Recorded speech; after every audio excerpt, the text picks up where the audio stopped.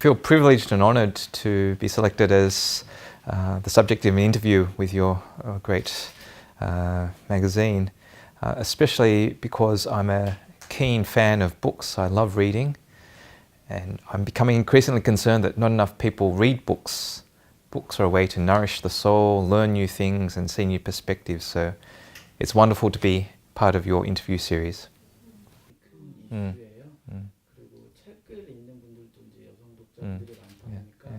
The first experience of going to Australia, it was the big sky, how amazing Australia's big blue skies were. But at the same time, I was also adjusting to a new country, a country where I didn't speak English, and adjusting to a new environment. So also moving away from my family, or immediate family here in Korea, and setting up a new life. But it was an amazing experience, especially because Australia was so welcoming. Despite the fact that I didn't speak English, despite the fact that we didn't have family, Australia provided such a wonderful environment to adjust and grow and provide me with a great education, to give my sister and my family opportunities. And that sense of openness and welcoming environment is something that I still remember from my early days in Australia. There's still a gender gap in between, especially people at the senior level of government, business. Women are not fair. I don't see any disadvantages of coming here as a Korean Australian. I think it's just all advantages. I'm enjoying my job here in Korea. It's an honour to come back as the representative of my adopted country, the country of migration, being posted back to my country of birth. I think it says a lot about Australia, the fact that Australia provides such opportunities for people of migrant backgrounds. In terms of what I've achieved and what I am seeking to do here in Korea, it's still a work in progress. I've only been here 2 years. I think my overall objective is to present a modern view of Australia to Korean counterparts. 지속되고 있는데요. 예를 들자면은 그 남녀 격차라는 측면, 사회. I know there are a lot of people that are pessimistic about the situation, but I tend to be more optimistic. For first thing, we don't have any further nuclear tests or missile tests from North Korea, and we are entering into a period of negotiations.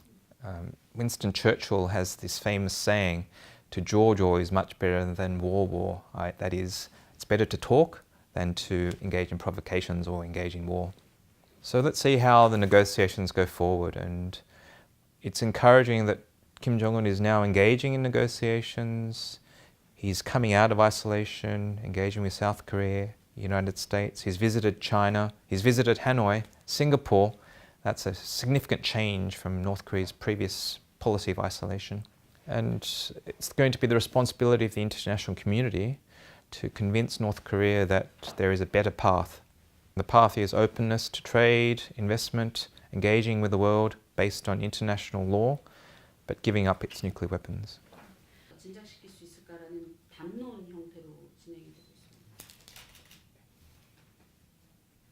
Diplomacy, or the practice of diplomacy, is now changing. It's no longer about government speaking to other governments. It is in fact now the responsibility of diplomats to engage with the publics of the countries that they're in. It's about engaging, communicating, putting out there into the public audience messages about what we can do together, what Australia is about, what our scope for further cooperation will be, inspiring people out there who are individuals interested, potentially visiting Australia, studying Australia, getting to know about Australia. 이제 글을 써야 되고 기사 써야 되는데 그렇게 있긴 하는데요. 요즘은 조금 심리적인 거에 관심이 많아서. The first reason why we chose the concept Australian Open was because Jong Hyun, the Korean tennis player, did so well at the Australian Open last year. He reached the semi-finals only have to withdraw against the semi-finals match against Roger Federer. But we also chose Australian Open as the theme because it represents Australia's current values of openness, diversity, openness to trade, openness to Korea, openness to the Indo-Pacific region. 다양한 시각에서 호주라는 나라의 정체성을 좀 바라보려고. I think it is.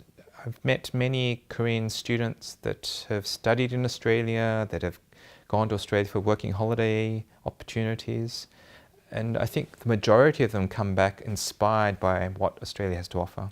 So I meet many young Koreans that either want to go back to Australia for migration purposes, or they bring back a little bit of Australia to their lives here in Korea. But ultimately, the opportunities of Australia are based on the fact that Australia's economy has continued to grow for the last 27 years, which is a world record. 그리고 지난해 같은 경우는 이제 에세이라고 그러니까 사람들이 너무 힘들게 산다 보니까 I think it's based on openness and competition. Australia went through some major economic challenges in the 1980s, and because of the challenges, we reduced barriers to trade, we increased competition in our economy. And as a result, our economy has remained very flexible, but internationally competitive. Many people make the mistake that Australia is an agriculture or resource-based economy. It's actually not. It's based on services. Services accounts for about 75% of Australia's economy. So we're an advanced economy, services-based economy with plenty of opportunities as we engage with the international trade markets, but also the world. 그 책이 되게 좋은데 너무 이제 밝고 고민 없이 사실 것 같아가지고. I won't go into symbols or things that you see during a sightseeing visit. I'd actually characterize Australia as a concept, the concept of diversity, because this is the theme that I keep on repeating to many of my counterparts. Australia is a very diverse country. In terms of our topography, we are a continent. We have such a diverse range of experiences that go from the centre of Australia, which is desert, through to rainforests in the north, to the ski fields in the south. But fundamentally, though, it stems from my description of Australia as a migrant society. We are a diverse country. We are a country composed of people from around about 200 different nations.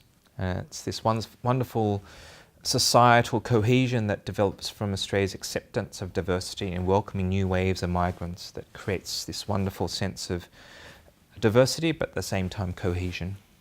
호주에서 다양한 시각에서 호주라는 나라의 정체성을 좀 바라보려고. 혹시 그때 남녀 갈등? So what you see in Australian literature is a very broad mix of themes, reflecting Australia's migrant society, a diverse culture, but our engagement with the world.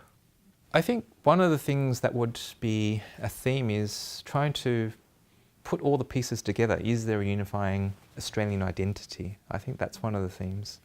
If you want that whole of Australia perspective, I would recommend a book, the author Patrick White. He's a Nobel Prize winner, 1973 Nobel Prize winner, and he wrote some amazing books about Australia and the continental view of Australia. One book was called Voss. But we also continue to look at our history as well. So one of the recent books that looked at about immediate past that formed the Australian identity was a book by Richard Flanagan, The Narrow Road to the Deep North. Our engagement in the World War II and the experiences of our soldiers fighting in Southeast Asia. But for a modern, fresh version of Australia, there's a book by Tim Winton called Breath. But it describes so eloquently Australia's environment, our wonderful sense of space, sense of life in Australia.